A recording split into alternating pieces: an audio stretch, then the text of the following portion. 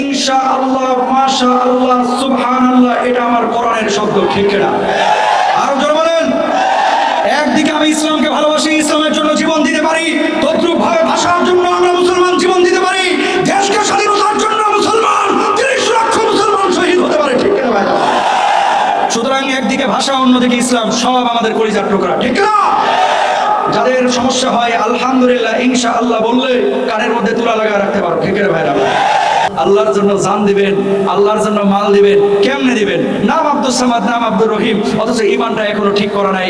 নাম আবুল কালাম, ইমানটা এখনো ঠিক নাই। নামাজ পড়ে আবার শিরিকও করে, এরকম আল্লাহর ওলি এই জমিনে আছে না নাই? এই যে কিশোরগঞ্জ, খেয়াল করেন, পাগলা মসজিদ নামে একটা মসজিদ আছে, নাম শুনছেন নি?